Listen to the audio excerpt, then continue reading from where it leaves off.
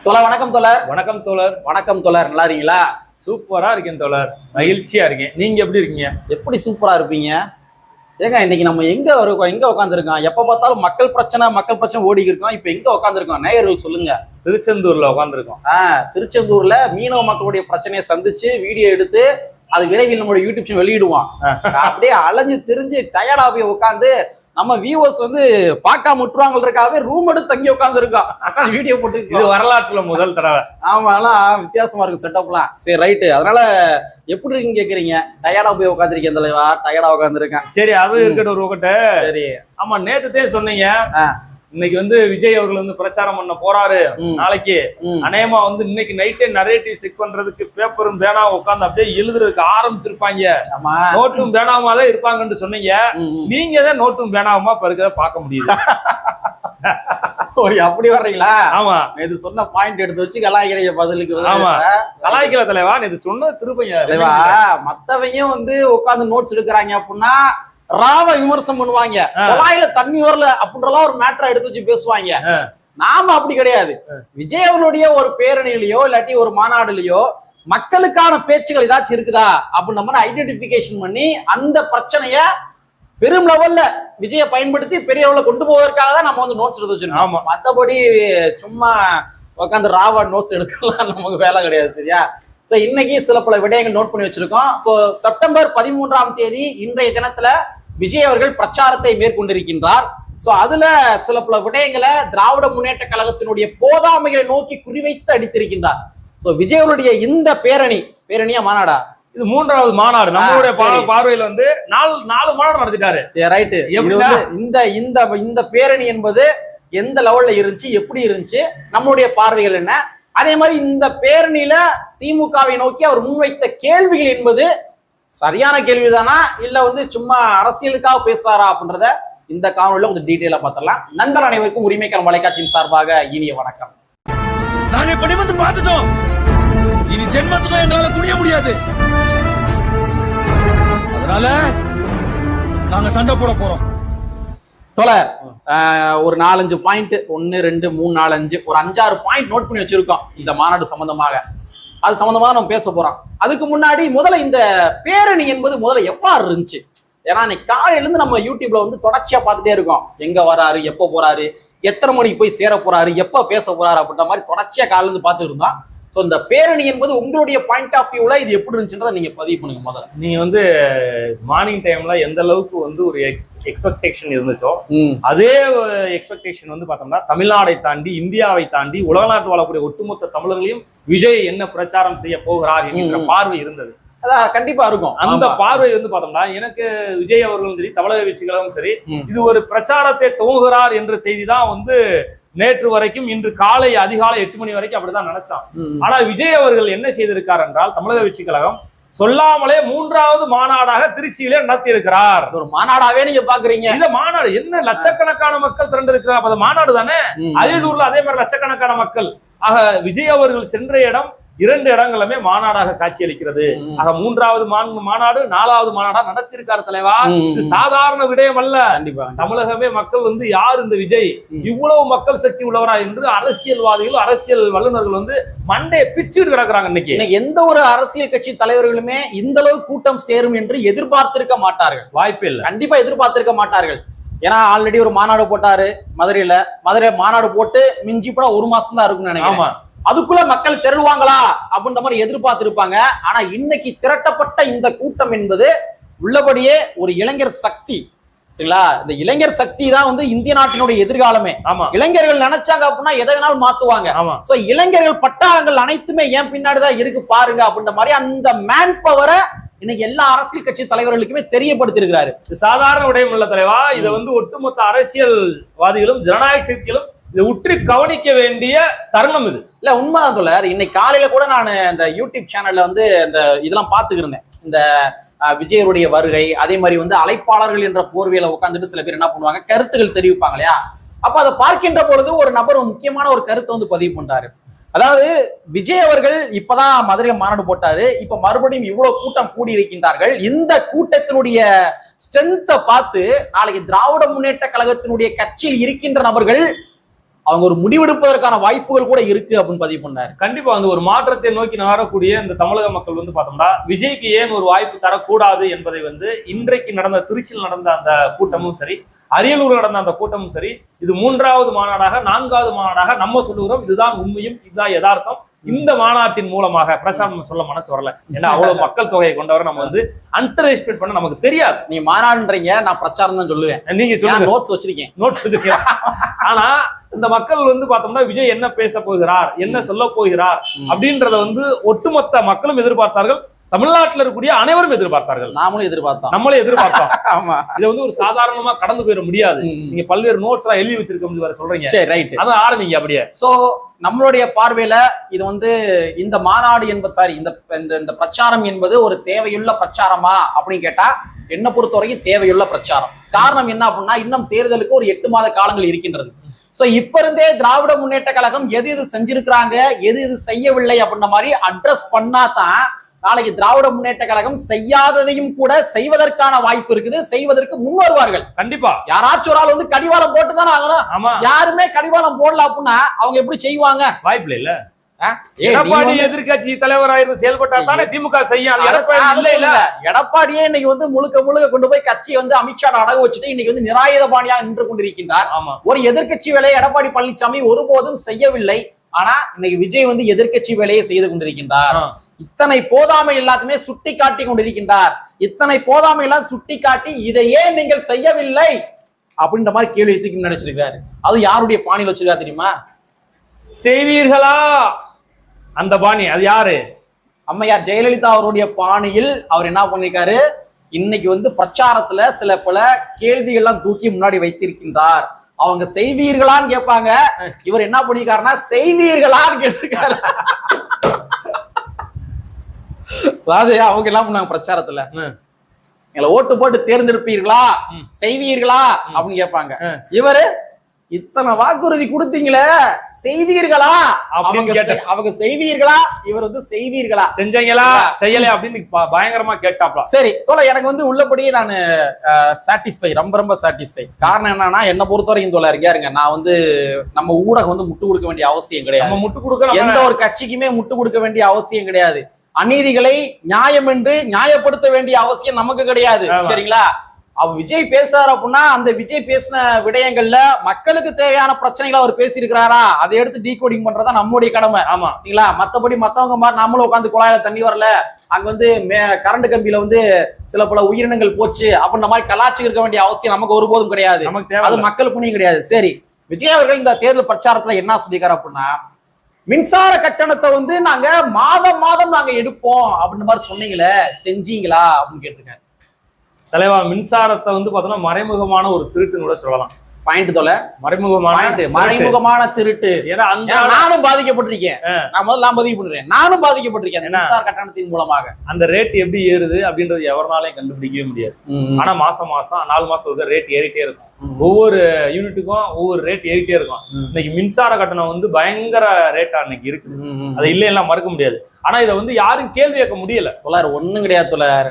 மின்சார கட்டணத்தையே இவங்க மாசம் எடுக்க மாட்டாங்க அப்படின்னா ஒரு குறிப்பிட்ட யூனிட் வரைக்கும் மக்கள் செலவு பண்ணாங்க அப்படின்னா அது ஃப்ரீ. சரிங்களா? குறிப்பிட்ட யூனிட் வரைக்கும் மக்கள் வந்து கரண்ட கன்சியூம் பண்ணாங்கன்னா அது வந்து ஃப்ரீ. அப்ப 1 மாத காலம் என்று வருகின்ற பொழுது சாதாரண சாமானிய மனிதர்கள் அந்த அரசாங்கம் வரையறுத்திருக்கின்ற அந்த யூனிட் எல்லை இருக்கு இல்லையா, அதுக்குள்ளேயே கன்சியூம் பண்ணிடுவாங்க. அப்ப அவங்களால பணம் கட்ட வேண்டிய அவசியம் கிடையாது. அப்ப 2 மாதத்திற்கு ஒரு முறை என்று கணக்கு எடுக்கின்ற பொழுது என்ன ஆகும், அந்த பார்டரை தாண்டிடுவாங்க. அப்ப அந்த பார்டரை தாண்டோடனே ஆட்டோமேட்டிக்கா மின்சார கட்டணம் ஒவ்வொரு மனிதர்களுமே கட்ட வேண்டிய சூழலுக்கு தள்ளப்படுகின்றார்கள். இந்த ஒரு ஸ்ட்ராட்டஜி தாங்க. இதனாலதாங்க தமிழ்நாட்டு அரசாங்கம் வந்து மின்சாரத்தை கணக்கெடுக்க மாட்டாங்க.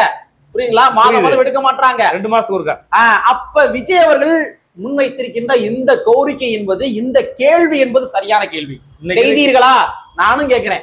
மின்சார கட்டணத்தை மாதம் எடுப்போம்னு சொன்னீங்களே, செய்தீர்களா? விஜயோட சரி நானும் கேட்கிறேன். செய்யல.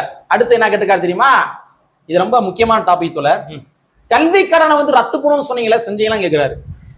அருமையான கேள்வி தலைவா, பயங்கரமான கேள்வி. நான் பாதிக்கப்பட்டிருக்கேன். நீங்க பாதிக்கப்பட்டிருக்கீங்களா? நீங்க மட்டும் பாதிக்கப்படல, இங்க இருக்கிற ஒட்டுமொத்த மக்களும் பாதிக்கப்பட்டிருக்காங்க. குறிப்பா என்னுடைய பார்வையில் பார்க்கின்ற பொழுது பட்டியல் சமுதாயத்தை சார்ந்த பாதிக்கப்பட்டிருக்கிறாங்க. கல்வி கடனை படிச்சுட்டு வேலை வாய்ப்பு கிடைக்காமல் இன்னைக்கு பட்டியல் சமூக மக்கள், லட்சக்கணக்கான மக்கள், படித்த இளைஞர்கள் மீண்டும் போய் பேங்க்ல லோன் வாங்கி ஒரு தொழில் செய்யலாம்னா முடியாது. ஏன்னா அது சிவில்ல காட்டும். ஆல்ரெடி ஒரு கல்வி கடன் வாங்கியிருக்காரு, தள்ளுபடி பண்ணல. ஆனா அதே திமுக அரசு என்ன செய்து 5312 கோடி பட்டியல் சமூக மக்களுக்கு ஒதுக்கப்பட்ட நிதியை திருப்பி அனுப்பிச்சு விட்டார்கள். நான் அதைத்தான் காயின் பண்ணேன். நீங்க சொன்ன மாதிரி பிசி எம்பிசி மக்கள் பாதிக்கப்பட்டிருக்காங்க. கல்வி கடன் ரத்து பண்ணாம மாணவியர்கள் பாதிக்கப்பட்டிருக்காங்க. அது ஒரு பக்கம் இருக்கட்டும். அதே வேளையில நீங்க சொன்ன மாதிரி நான் அப்படிதான் காயின் பண்ணி கொண்டு வந்தேன். 5312 கோடி மக்கள், இந்த எஸ்சி எஸ்டி மக்கள் தன்னிறைவு அடைந்து விட்டார்கள் அப்படின்னு சொல்லி நீங்க 5312 கோடியை திருப்பி அனுப்புனீங்களே, அந்த 5312 கோடியை நீங்க என்ன பண்ணிருக்கலாம்? பட்டியல் சமுதாயத்தை சார்ந்த இளைஞர்கள் கல்வி கடன் வாங்கியிருக்காங்க. அதை அடைச்சிருக்கலாம்ல? அதை அடைச்சிருக்கலாம். ஏன் நீ அந்த பணத்தை கூட பிற்படுத்தப்பட்ட மாணவர்களுக்கு அடைச்சு விடு. அதுக்கு கூட கொடுத்திருக்கலாம்ல.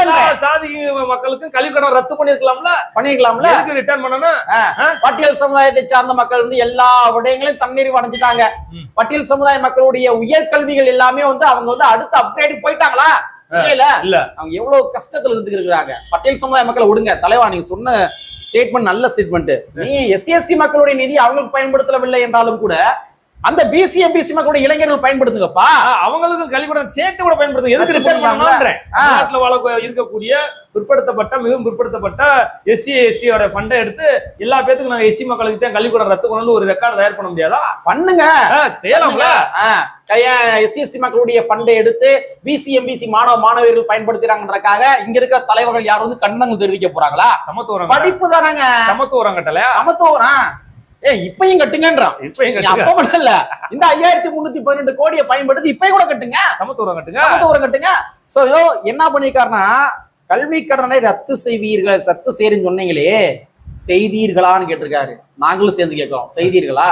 இல்ல. விஜய் ஆட்சிக்கு வந்தால் அதை செய்வார். கல்வி கடன் ரத்து பண்ணுவார். அதான் ஆளுங்கட்சியா வந்தார் அப்படின்னா அவர் எப்படி இருக்க போறான்றது தெரியல. நம்ம எதிர்காலத்து விவாதங்கள் பண்ணுவோம். இல்ல கண்டிப்பாக அவர் இன்னைக்கு பேசுற நம்ம கேட்போம்ல. ஒண்ணுல தலைவா, நாளைக்கு விஜய் ஆட்சிக்கு வந்தாலுமே இன்னைக்கு விஜய் நாளைக்கு செய்யல அப்படின்னா நம்ம இதே நிலைப்பாடுல உட்காந்து வீடியோ போட்டுக்கிருப்போம். ஆமா, விஜய் கேள்வி கேட்டுதான் இருப்போம். அது நம்மளுடைய உரிமைகளை யூடியூப் சேனல் நிலைப்பாடு. சரிங்களா தொடர்? அடுத்து ரொம்ப ஒரு முக்கியமான ஒரு பாயிண்ட் முன்னாடி வச்சிருக்காரு. சரிங்களா, அதாவது காலி பணியிடங்களை நிரப்பினீர்களான்னு கேக்குறாரு.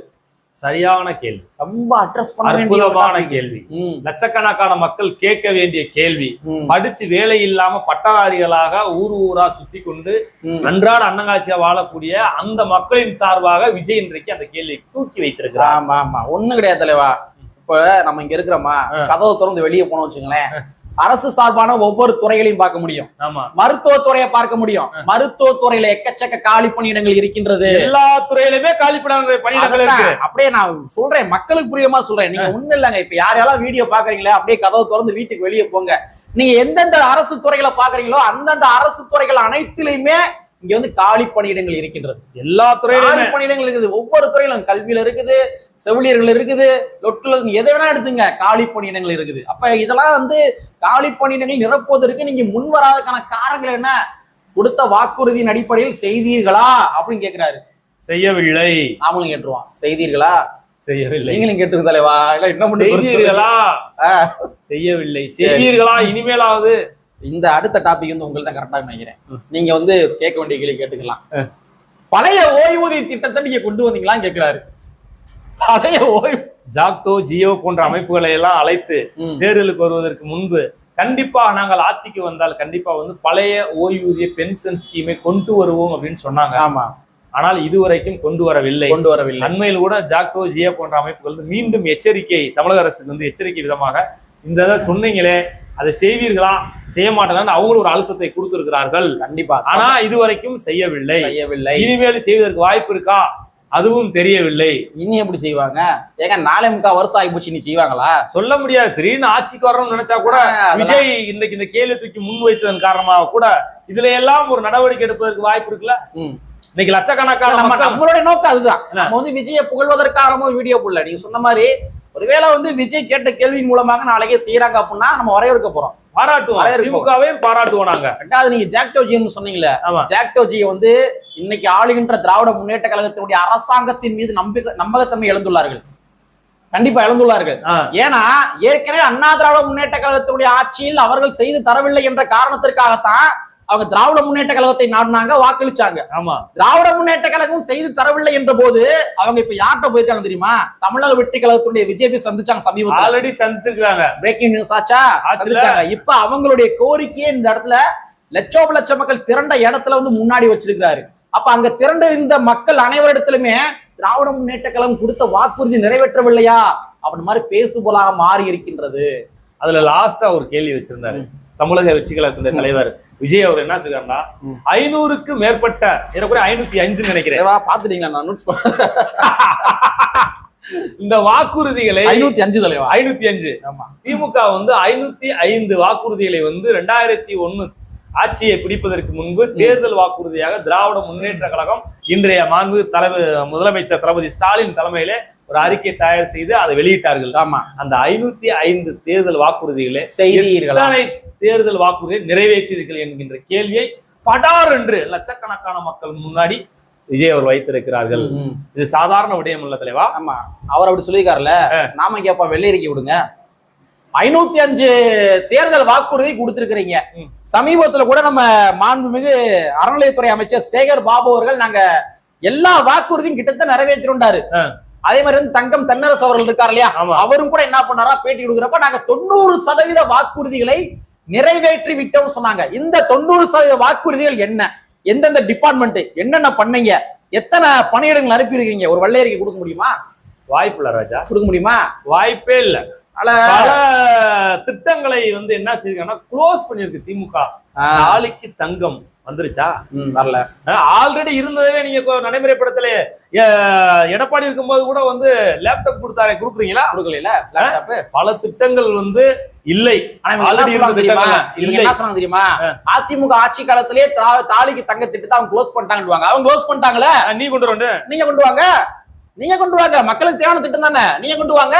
ஏன்னா இப்படி எல்லாம் டைவர்ஷன் பண்ணுவாங்கன்றதுக்காக நான் பதிவு பண்றேன். ஆக்சுவலா அதிமுக இருக்க வரைக்கும் அந்த திட்டத்தை நடைமுறையில தான் இருந்துச்சு. தெரியல இல்ல, நடைமுறையில தான் இருந்துச்சு. திமுக வந்த பின்னாடி அந்த திட்டத்தை வந்து ஸ்டாப் பண்ணாங்க. சமூக வலைத்தளம் இப்படி டிபேட்ல உருவாக்குறாங்க அப்படின்னா அதிமுகவே ஸ்டாப் பண்ணிட்டாங்கப்பா. அதை ஸ்டாப் பண்ணல.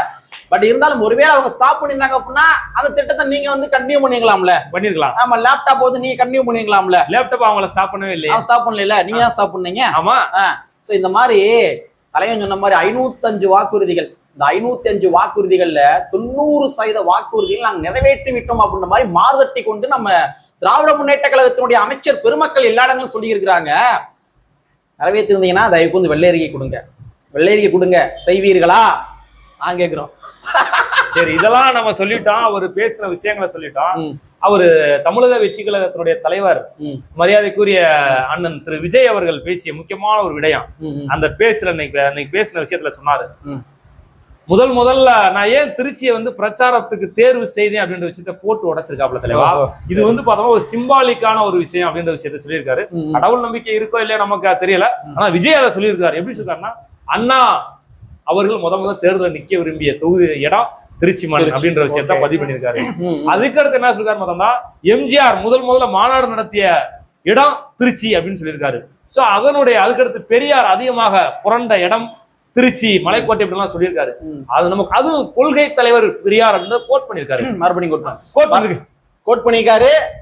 அங்க திரண்டிருந்த அத்தனை லட்சம் நபர்கள்ட்டமே நீ பெரியார படிடான்ற மாதிரி சிம்பாலிக்க சொல்ற மாதிரி தான். ஆமா, அத்தனை லட்சம் முன்னாடி கொள்கை தலைவர் பெரியார் வாழ்ந்த இடம் அப்படின்னு சொல்றாங்க. இப்ப யாரு சொல்றா கொள்கை தலைவர் பெரியாருன்னு சொல்லி? இன்னைக்கு திமுக சொல்லுது, அவங்க வந்து சொல்றாங்க ஓகே, ஆனா அமைச்சர் பெருமக்கள் பின்பற்றாங்கன்னு தெரியல. ரெண்டாவது யாரு சொல்றா? அதிமுக சொல்றது கிடையாது, விசிகால உறுதியா இருக்கிறாங்க. ஆமா, விசிகாவுடைய விசிகா தான் வந்து பெரியாரியத்தை என்ன பொறுத்தவரை தூக்கி நிப்பாட்டா நான் நினைக்கிறேன். ஆமா, அதுக்காக கம்யூனிஸ்ட் பேசுறாங்க. இது போக யாரு இன்னைக்கு எந்த கட்சி வந்து பெரியாரை தூக்கி பிடிக்க சொல்லுது? பேசவே இல்லை. விஜய் தூக்கி பிடிக்கிறாரு அப்படின்னா அந்த லட்சம் இளைஞர்கிட்ட பெரியாரை கொண்டு போறாரு அப்படின்னா கொண்டு போகட்டுமே. அவரு தலைவா, இது ஒரு டூல். பெரியார் அவ்வளவு லட்சம் மக்கள் மத்தியில வந்து நம்முடைய கொள்கை தலைவர் பெரியார் இந்த பகுதியில புரண்ட இடங்கள் மலைக்கோட்டை அப்படின்றலாம் சொல்லிட்டு சிம்பாலிக்கா அந்த இடமெல்லாம் சொல்றாரு விஜய் அவர்கள். அதே நேரத்துல நானும் ஒரு சிம்பிள் விஜய்க்காக ஒண்ணு சொல்லிடுறேன். சொல்லுங்க. குறிப்பா வந்து கரிகால வளவன் பயன்படுத்திய மிகப்பெரிய ஒரு முக்கியமான எது அப்படின்னு பார்த்தோம்னா யானை.